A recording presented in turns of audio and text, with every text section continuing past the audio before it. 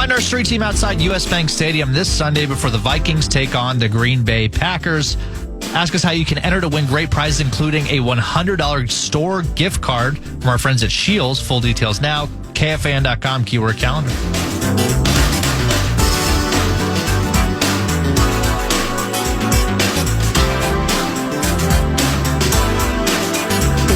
.03 on a Thursday afternoon. It's the Common Man Program. I'm Dave Sinekin, sitting in this afternoon. Brett Blakemore by my side. We're with you till 3. JG already in the house. Will follow us at 3 o'clock for Bumper to Bumper with plenty more border battle conversation between now and Sunday. Basically, really, what else is there to chat about than the epic battle between these two teams? There's rarely been more on the line. It feels like we always have one of these late season matchups, and when they have met late season of late, it's gone the Packers' way. Four times in the last 5 years they've met over the holidays. Green Bay's won all four by a combined score of 134-47. Now, okay, no quarterback for the Purple last year. I think no Jefferson the year before. I mean, there have been, little asterisks that go along with the wins. But I love the fact that these two teams are typically scheduled for a late season game. Selfishly, I like to play outside in the cold weather in December, and we get that occasionally. But we'll have the sterile conditions, which I think helps both teams, both offenses. Will be better served playing indoors. The Packers are coming off the shutout win over the Saints on Monday night. And, I know we've heard from Vikings Nation, at least I have. You beat a team with no talent, no quarterback. They didn't have Derek Carr, Alvin Kamara, Chris Olave, Taysom Hill, Rashid Shaheed. They didn't have any of their guys. What do you think you're going to do? How are they going to score against anybody? Congratulations. You shut out a bunch of backups. We're happy for you. And, to a degree, I of course I get it. But let's just look a little deeper, shall we? Because I'm old enough to remember their most recent game before Monday night at home against the Commanders when they fell into a 17-0 or 20-0 hole, and Jake Haener was horrible. So they changed and brought in Spencer Rattler, and suddenly they started scoring and moving the ball, and it got closer and closer to the point where they scored a touchdown in the closing seconds to tie the game if they kicked the extra point and send the game into overtime. Now, they caught a break because the officials stopped the clock when they shouldn't have. But that happens, right, to everybody. So they got a little bit of a break. They decided to go for 2, and it's an incomplete pass into the end zone, and they fall 20-19 to the Commanders. So they're following up that kind of resurgent second half with an interim coach where they had actually gone 3-2 under as they came to Lambeau Field. And they came into this game, granted, with nothing to play for, but it was their one chance to show the nation in prime time that, look, we haven't quit. We got some skill. And defensively, they came into that game healthy, having given up 16 points a game over their last 5 games, with a lot of really talented veteran defensive players, from Cam Jordan, Demario Davis, Tyrann Mathieu. I mean, some of them might be a bit longer in the tooth, but they're still playing at a high level. And that defense had no answer for first Josh Jacobs and then the passing game. So, yes, they're not a good team, but to shut out anybody in the NFL is an accomplishment. It hadn't been done yet in the NFL all season. In fact, it was the latest it had ever happened. So I'm not saying that Green Bay's defense is the greatest thing since sliced bread, but they've come a long way from where they were 8 weeks ago to the point where they are stopping the run now. And I don't think any of their secondary guys are going to be back on Sunday that missed the game Monday night. We'll know, obviously, more about that. Jair Alexander is a complete question mark right now. In fact, got a text in from John in Roseville. Hey, Dave, love your show. Thank you. What do you think is up with Jair Alexander? Seems Green Bay likes how their cornerbacks are playing and not very anxious to insert him in the lineup. I do think something's going on with Jair. Brett, you're not with me on this one at all. So He's played 10 snaps, I think, in the last 6 weeks. He missed a couple weeks, came back, I think, for the Bears game, played 10 snaps, and tapped out. He's got a PCL injury that is not quite there yet. And it's weird because for the last 2 or 3 weeks, on every practice report, it's practice fully, all the way through Friday. And then he's questionable. And the answers are always, well, we want to watch the tape and see if he really is full speed. We're not sure until we watch the tape, which you don't trust your eyes by what you watch him doing during practice. Do you do that with everybody? Like, do you have to watch the tape on everybody before you make a designation? So that's fishy to me. We know Jair's kind of an odd dude. He's a singular sort, right? He's the dude who last year decided to make himself captain before the Panthers game because he's from Carolina. And, of course, the coaches may not have remembered that. Otherwise, they would have made him a captain. So he just went out and decided to be a captain, and the Packers suspended him for usurping their leadership. He went on a newscast one time just to say Pack is back, right, randomly. Just jumped in on the reporter and just went crazy. So when he's out there, he's still very talented. And unfortunately, we haven't seen enough Jair, Justin Jefferson matchups. Have they even both been on the field half the games the last however long Jefferson's been around? I bet they haven't. I bet maybe 50%. It feels like we never go a season where both guys play both games. So, my thought was before Monday that if he doesn't play this week Sunday against the Vikings, then I'll bet he doesn't play again this season, and he might be done with Green Bay. That I think there is something where they're thinking the locker room is more cohesive when he's not a part of it because he can just make it about himself. Now, I'm still of the opinion that the Packers defense is much better served having 23 out there. I was very disappointed Green Bay did not address the cornerback spot in the draft last year. It looks like Goody has had a really good job and found some starters on that team, including defensively. Unfortunately for Green Bay, 2 of those rookie defenders will likely miss this game. Javon Bullard and Evan Williams, a couple of safeties that have been really good and did not play Monday. I don't think they're going to play Sunday either. It sounds like Matt LaFleur made it sound like neither are really close. Like the goal is to have them ready for the playoffs. But I don't know. I think there's something a little fishy when it comes to Jair Alexander's availability. You don't practice fully for 3 weeks and not play it. You don't hear that ever. I just don't see it. I think after the Carolina thing and the captain coin toss, almost not deferring it on accident. That's right. He didn't understand that you had to say defer. I think everyone's. I remember hearing on the station he'll never play another snap with Green Bay ever again, basically. And lo and behold, they have a come to Jesus meeting. He sits out one game and then he's back, and then he plays this season as well. I just feel like they kind of rushed him back last time, or maybe they think they rushed him back last time, and he got hurt in the end zone coming down for a ball. And I feel like they just really want to slow play him. I said on Packer Preview, I think Musgrave comes back, and I think they sit Jair. And that ended up being what happened because it's a low risk for Musgrave, who you can slowly work back in, but it'd be a high risk because you need Jair for this. I just think to throw away a good cornerback despite his quirky flaws just because, I don't think would be very smart. I think he's too good to be able to do that.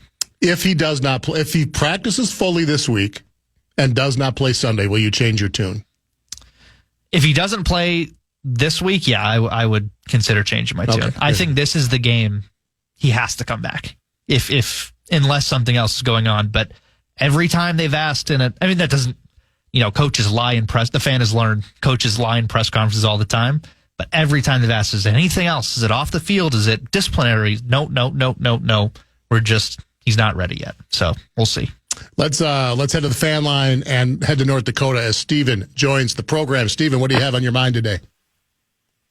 Hey, how you doing, Cindy? Good. Thanks for calling. What you got? Hey, well, I tell you what, hopefully you had a great Christmas, both you gents. But one thing that I saw and talked to you dude there, but I can't believe how many active games, the Packers offensive line have played injury-free. I think there was only one player maybe missed a game or something like that. But the reason why I want to kind of focus on this a little bit, because I believe the last time the Vikings and Packers played, Darrisaw was there, which I think he's probably top 2, maybe 3 left tackles in the league.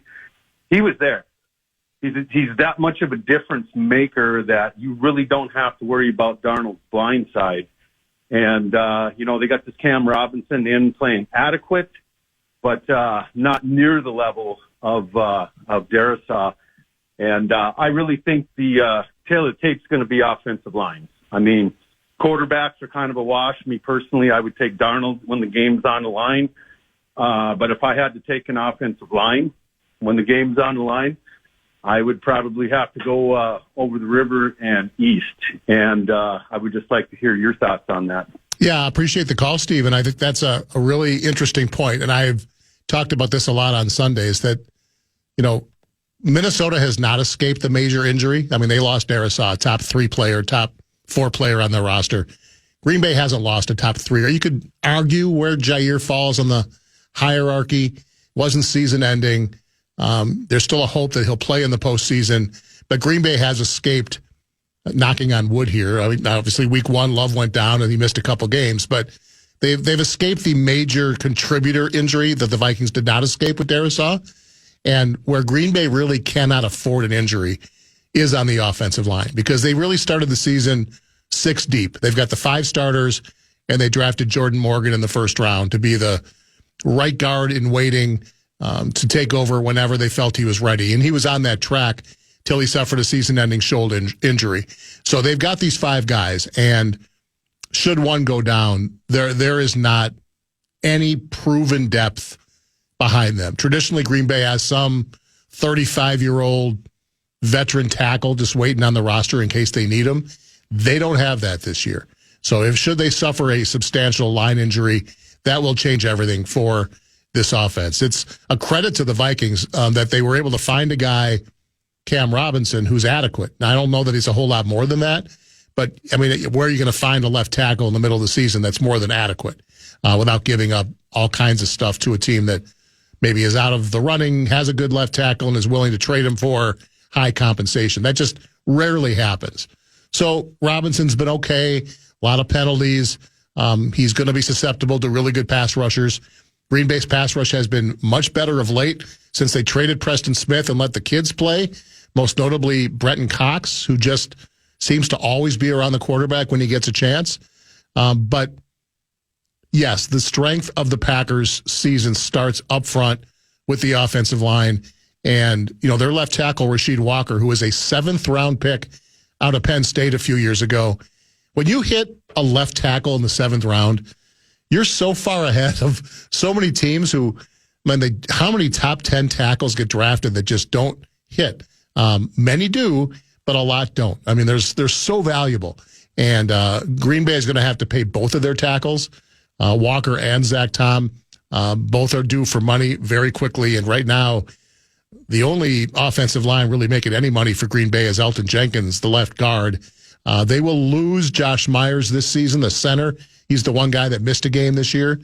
But otherwise, that line should be intact going forward. But I do think Stephen was right.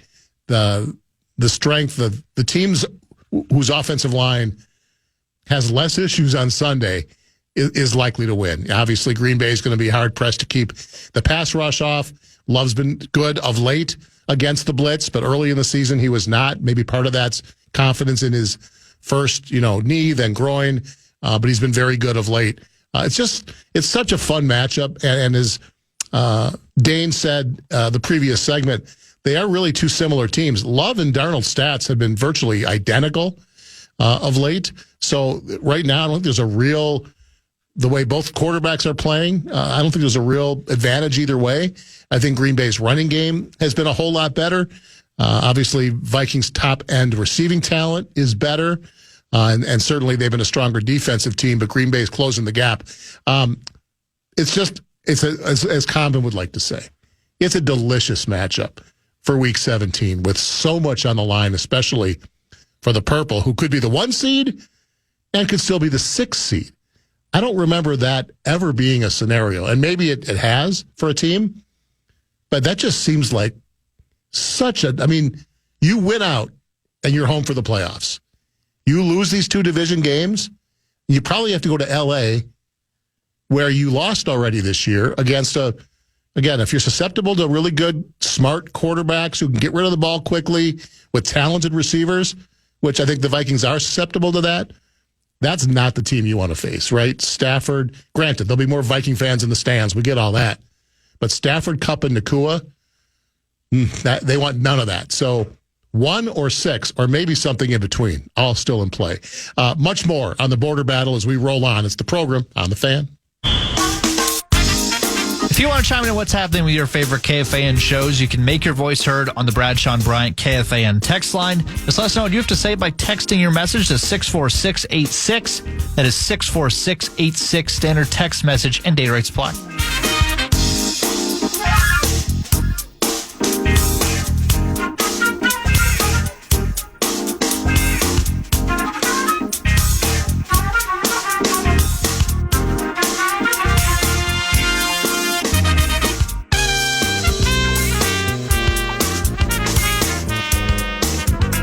We're back 1:23 on a Thursday afternoon. It's the program. Common man out today. Dave Sinekin sitting in. And we have a little bit of fan breaking news. Scheduled guest Paul Charchian at 2:35 is now listing himself as doubtful, as he has a Fantasy Life podcast responsibility that was supposed to start about 25 minutes ago. It takes an hour and he hasn't started yet. So it doesn't look good for Charch. We'll make do. We appreciate you being ready for us, but we understand your commitment. So Charch doubtful, not officially out. And maybe if he's done by 2:40, 2:45, he'll jump on before we are done. But that was maybe we'll add him in the zone on Saturday, because Double T is going to be kind of in and out on Saturday. So maybe we'll do that. But I appreciate him letting us know. Officially doubtful on the injury report for our fan guest lineup this afternoon, scheduled for 2:35. I got the question on the Bradshaw and Bryant KFAN text line. What team are you afraid of in the postseason? Always a popular cliche segment to do this time of year when your team's in the playoffs. You look at the possibilities. I'm assuming from the Viking standpoint, it is the Rams. As we talked about last segment, that's probably the team the Vikes don't want to face. I'm assuming Philly's not really a candidate if we're talking like your first game. Should the Vikings lose a game here and drop out of that number 1 seed, they will fall to 5 or 6, which puts the NFC South or NFC West winner in play. There are still 4 teams up for grabs, obviously, 2 in each division. The Rams are the likely team to win the West. Seattle plays tonight, by the way, right? It's the Seattle Bears in Chicago tonight. I think 3.5-point favorites. Is there a scenario where Chicago's competitive tonight?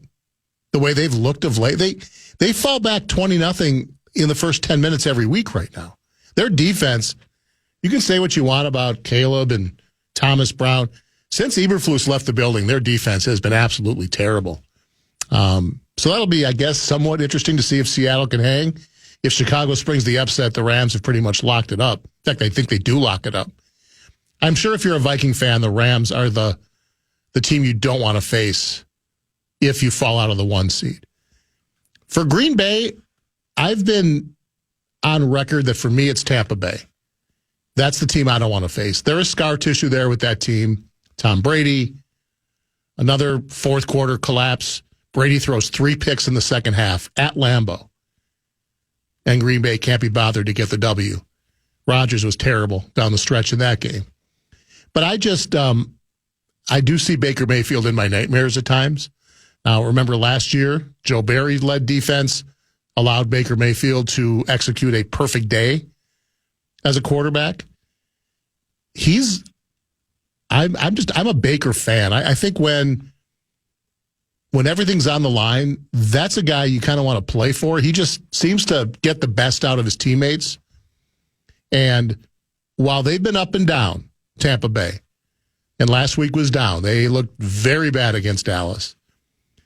But when Vita Vea is out there stuffing the run and Antoine Winfield's on the field, which he wasn't last week, manning the back end, Levante David, they've got really good defensive players on all three levels. And then Baker Mayfield, I don't care who his receivers are, he figures out a way to make plays, and he seems to, even when he played that game when he was with Cleveland against the Pack, I think Green Bay won that game, but he was really good, and they probably should have won the game. So that, for me, is the team I don't want Green Bay to face is Tampa Bay. I don't believe are on the same page as me once again. No, to me, the question, every time I think of Packers playoff collapse or just Packers ineptitude, I think of a really good running back just running all over us, and there's nothing that we can do about it.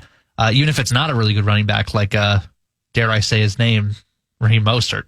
What was he, 400 yards that game? Something close to it.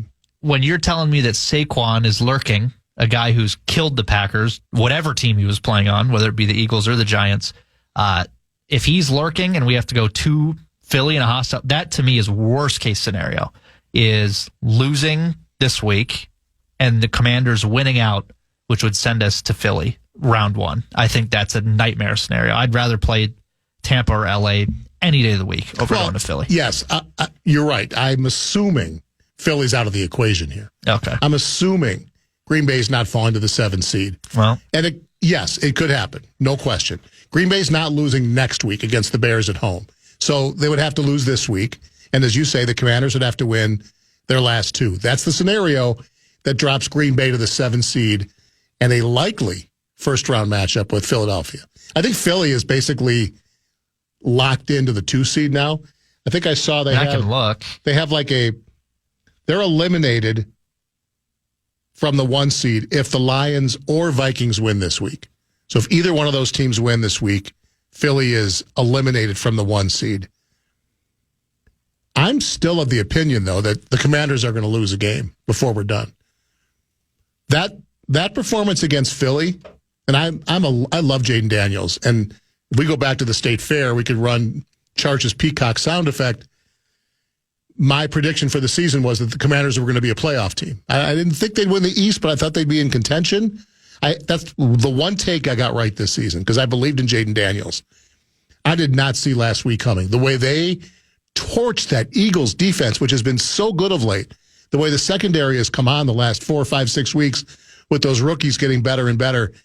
I can't believe what they did. Now, maybe it's Jalen Hurts goes down and everybody kind of deflates, and that affects the defense, and we have no way of knowing that. And maybe that's a reasonable understanding that that's what caused Washington to just start moving up and down the field.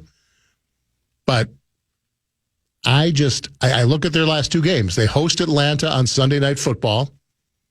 What's the line on that? We looked that up. Washington, yes. Atlanta. They're at home. Everyone's going to believe in Washington after that win. Atlanta obviously is fighting for their playoff lives with their new quarterback, and they must have it. Washington 4-point favorites. All right. Commanders by 4 against Michael Penix and the Falcons. I expect Washington to win that game, but would I be shocked if Atlanta beats them? No. A young team, not playoff tested, comes off their biggest win of the season. Sometimes they fall flat the next week, but it's Sunday night. We've been waiting all day, blah, blah, blah. They'll probably win that. But then they go to Dallas week 18. And I would not at all be surprised if Dallas can beat Washington week 18. They're playing hard for Mike McCarthy. The defense has gotten some guys back. Quarterback's gotten a little more comfortable. They've been competitive ever since they were underdogs to Carolina a few weeks ago. I think they were just so offended by that. And they beat Carolina, and they've played really well since. I mean, you got Tampa coming in, a game they really wanted. You took care of them. I could see them saying it's been a lost season, but let's send Washington to the 7th seed by knocking them out week 18. So I think there's still a chance Washington stubs its toe, but a loss by Green Bay Sunday puts the 7th seed in play, which is obviously the last thing Packer fans want to see. But the game means more to Minnesota because the ultimate prize is right there, the number 1 seed. I will say I've been flipping switches on the playoff machine. Philly would have to lose out, which would include losing to the Giants to be knocked from the 2 seed, assuming every other chalk team wins. So essentially, if the Packers lose Sunday and the Commanders win out, it's guaranteed Philadelphia, unless they drop one to the Giants, which they're a dead team, no chance.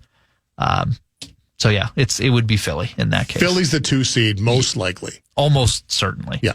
So I feel like we're going to see round 3 between them and Washington. Doesn't that just feel like, as you imagine ahead to Wild Card Weekend and the matchups, can Philly now rebound from what happened to them a few weeks ago in the 2-7 matchup against their division foes? Think about this: if the Commanders went out, and let's say the Eagles do drop to the Cowboys and they drop to the Giants, the 2-7 game flips.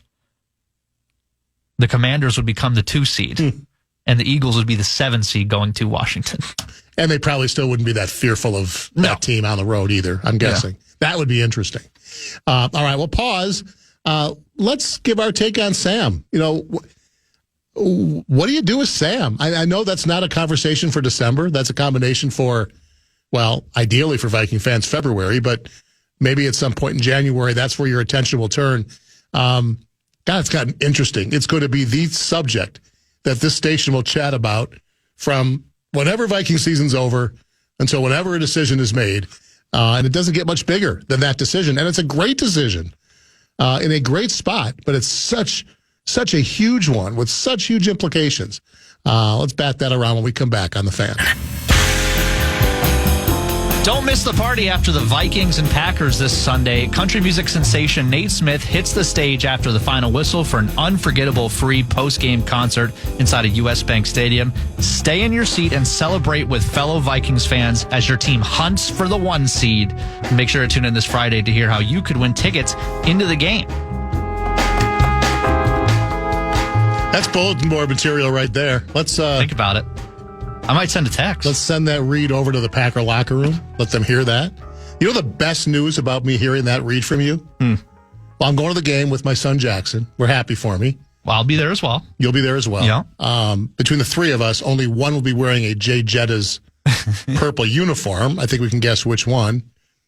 There's a country concert after the game, which means, exiting the parking ramp might be somewhat easier than normal. I mean, how many people will stay for not how many, what percentage of the crowd will stay for it? Who is it? Nate Smith? Nate Smith. We need Bossberg to let us know. Is that a big name? Is that I don't follow country music as closely as I once did. Yeah, or ever have.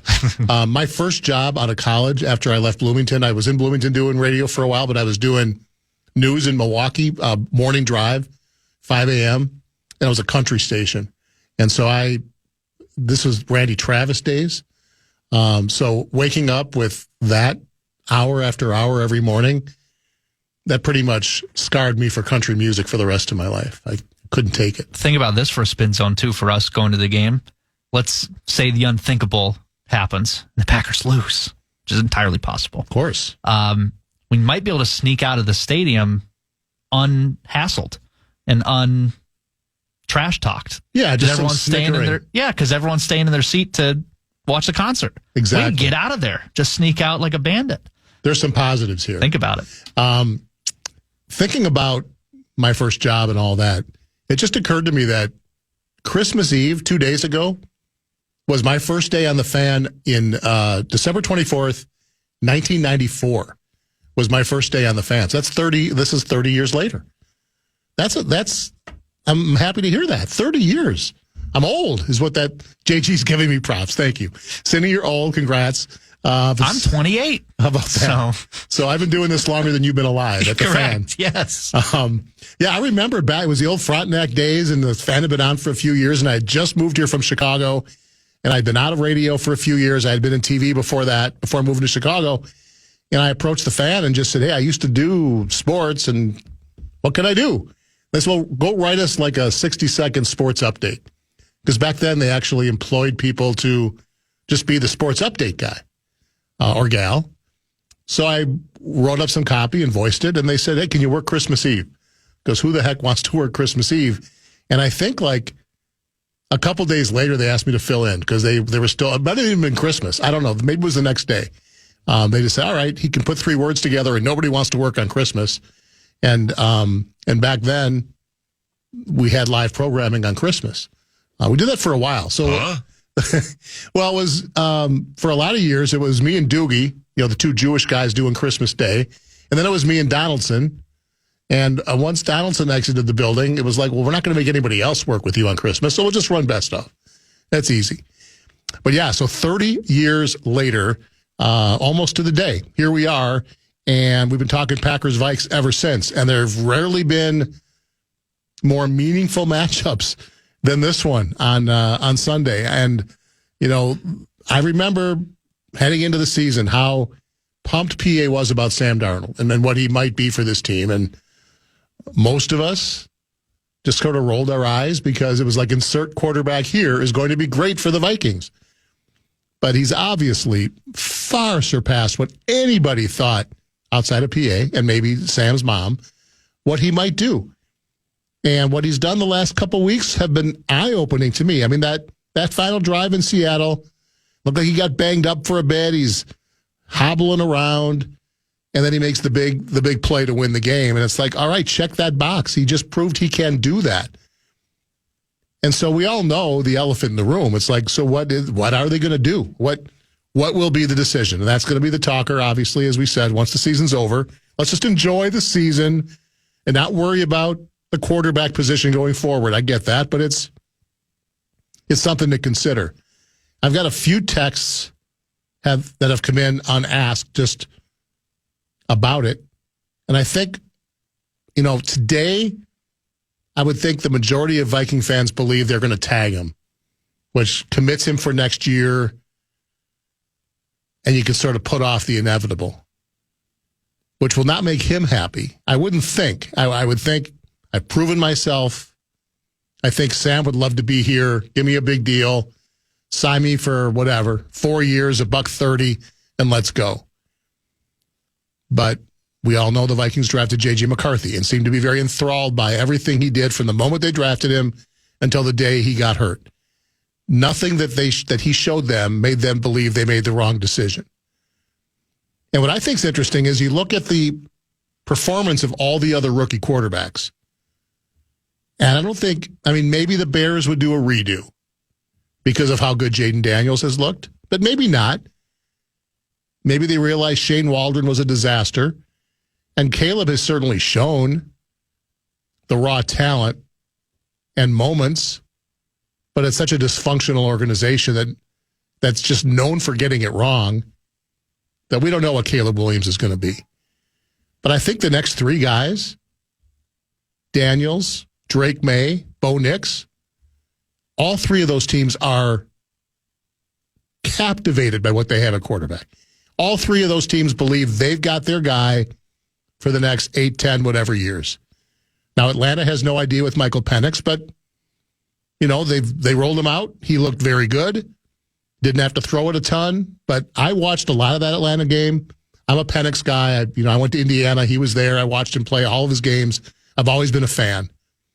And he's 24, so he's 3 years older than JJ. Much more seasoned than McCarthy. Playing in, pro-style offense at Washington most recently.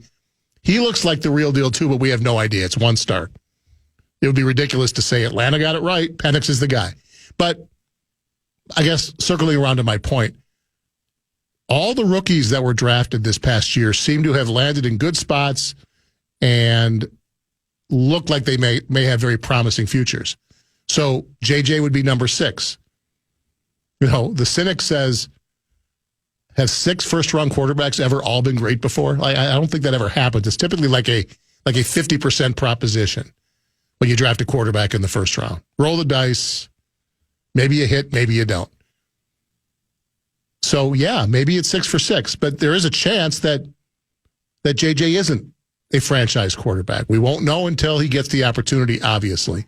But if you're the Vikings with this season, we don't know what the end of the rainbow looks like, obviously, yet, but 13-2 with Sam playing at the level he is, I can't see a scenario where he is not back next year. Now, whether it's a tag, whether they just decide, got to sign him to a long-term deal, and JJ's our backup, or we figure out a trade, I would think, from my perspective, from afar, no horse in the race, name your cliche here, I would be completely stunned if Darnold's not the starting quarterback here next season. I will say this. From his perspective, I mean, he's 27, 28? Mm-hmm. I mean, he's not on the back nine of his career, but he's certainly in the heart of his prime, and eventually that's going to run out. This is the time to get the big deal, right? If he's going to get one. If I'm him and they want to franchise tag me, but maybe the Raiders are willing to, hey, we see what you did and we're willing to give you all the money in the world, this might be your one chance to cash in. And I wouldn't be thrilled about getting a franchise tag. Now, it depends on how much he wants to win. And is he willing to, take millions and millions of dollars potentially in pay cut? But so there's that angle that I'm not sure he'd just sign up. I don't know Sam Darnold personally, obviously, but I don't know of a lot of athletes that would be willing to turn that down if there is a big payday free agency out there. But the other thing is, I'm old enough to remember when, not to bring the Packers back into this, but I'm old enough to remember when Jordan Love got his big contract, and I saw hundreds of Vikings fans text into the text line saying, what a dumb contract because you wasted his rookie contract, and every team is about having a rookie contract quarterback. That's how you do it these days. And those same hundreds of texters are saying, gotta give Darnold the world. Here we go.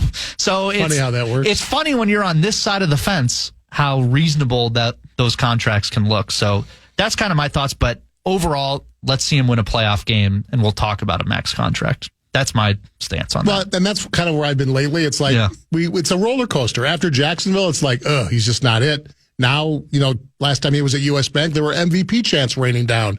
And in a month, it might go back the other way if he flames out in a playoff game. So we're going to let the whole thing play out. It's kind of like the college football playoff criticisms. It's like you watch Indiana get steamrolled by Notre Dame, and it's like they didn't belong, and SMU didn't belong, and this whole thing's broken. Let's just, a day later, Tennessee got blown out by a Big Ten team. So where's your SEC now? Let's just let all these games get played. All the games. Not just the playoff games. Just let the bowl season play out, and then let's make some grand pronouncements. And I feel like that's the same way with the NFL. We're all, these talk shows are daily. Got to come up with takes. Got to come up with an opinion. But truthfully, the Vikings are in no hurry to make this decision. They're probably thrilled that they have to make this decision. And you're right. If Sam is asked to play on a tag where, as magical as this year has been and might still be, there's no guarantees next year. Whether he stays healthy, his skill position play, all the injury stuff that can steamroll the season can make the look of what Sam Darnold can bring a team look a whole lot different a year from now. And for him to not have that security after being told for 5-6 years that he's a bust, top 5 pick, wasted, seeing ghosts in New York, sent to the exile that is Carolina, and then finally he goes to a coach in San Francisco, in Kyle Shanahan, where he learns and sits and doesn't really play much, but is taught from a guy that knows how to teach quarterbacks, opening up the door to come to another coach who clearly knows how to run an offense and teach quarterbacks, and not just KOC, but McCown as well. The whole offensive staff here completely turned him around. And again, I'm not the first to think this, but I still think about the hundreds of former top 5, top 10 quarterbacks that flamed out in this league that never got the second, third, fourth chance that Darnold got to land with a coach in a system that could show where that talent was, that bust of clay that just got polished the right way. So many of those guys watch a guy like Darnold and go, man, if I could have gotten that chance, maybe things would have been different. And I'm sure Sam thought that for years until this happened. And so now he's done everything that everyone dreamed he might do to this point. Again, 2 losses and you're the 6th seed and everything looks different. But 2 wins and you're the 1 seed, and the road to the Super Bowl comes through U.S. Bank Stadium for a team whose win-loss total was 6.5 before the season started. There have been so many just really stories about teams that flamed out this year with high expectations.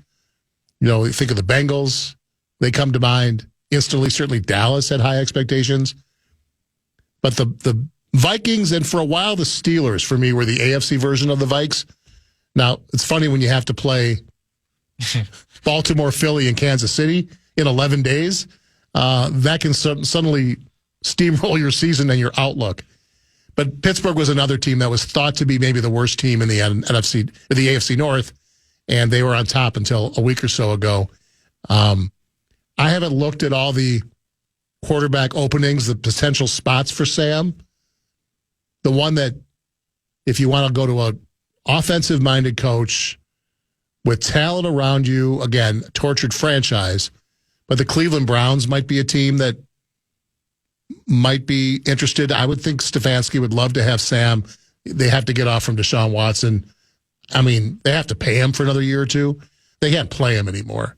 And they don't have a reasonable, we all like the Jameis Winston story for a while.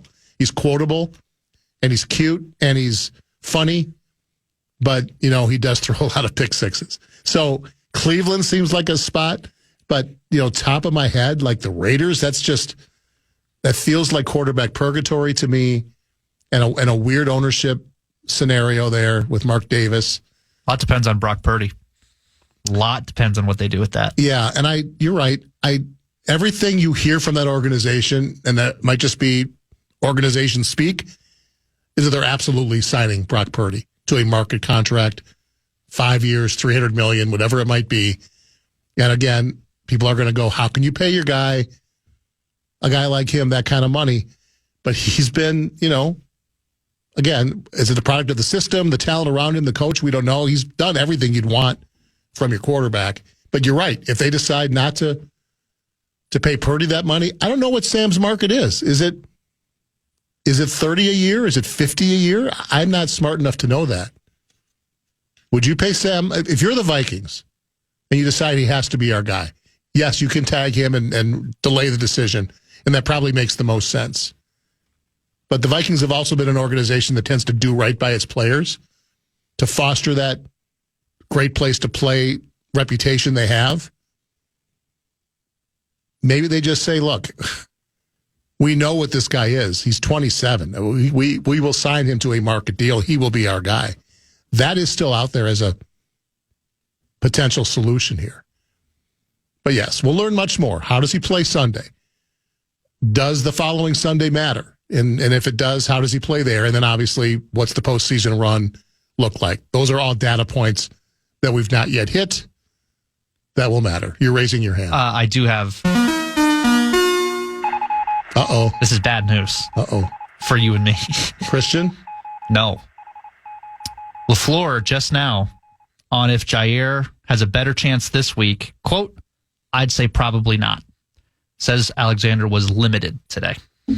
He's not playing again this season. I'm telling you right now. It's over. And I'm not sure he plays for the Pack again. I think there is something more to it than just the knee. And maybe not. Maybe the knee's just barking at him. But I'm not surprised at all to hear that. I did not expect Jair to play on Sunday. I didn't. Really? Nope, I did not. And I'm not that freaked out. Look, it's, you're rolling out Keyshawn Nixon and Eric Stokes and Carrington Valentine against Addison and Jefferson. That's not ideal. But you can get some pass rush on that team, force Sam into some early decisions. You're going to have to score 30 points on Sunday. Both defenses are really good. Sorry, you're going to have to score 30 points in the sterile, indoor, no nature to worry about conditions of U.S. Bank Stadium. The soapy snow from the soapy snow will be the only nature that we have to deal with. I like the soapy snow. You like it? I've only been to one Viking game at U.S. Bank Stadium. At the new stadium. It was the Monday night game last year against the Niners, which was probably the best game of the season to go to because they got the win. And I love the whole pregame deal. It is good. It's really cool. Good. I had no idea what they did, what to expect. I was kind of blown away by not just the soapy snow, but just the whole presentation was really cool. I mean, Lambeau does nothing like that. There's nothing at all, to me, cool about the pregame. experience, the pre-kickoff experience, yeah, they'll run out of the tunnel and whatever. But They do the cell phone lights if it's nighttime. That's fine. The fireworks. Much more. But we're traditional, Davey. Yeah, we're not the big city. School. We're not the big city, the bright lights, all that stuff. You're correct about that. All right, top of the hour pause. As I mentioned, Charge a late scratch. So we're wide open for another hour. I'll still talk some NBA, but it's pretty much border battle. I'm annoying half the audience that has no understanding why you and I would be on for 3 hours on the Vikings flagship, 3 days out from a huge game. I think the other half's okay with it. You're getting some intel from our side. You're getting our perspective. You're getting our thoughts on our team that maybe you didn't know about. It's all good. One more hour to go before we hand the reins over to JG. It's the program on the Fan.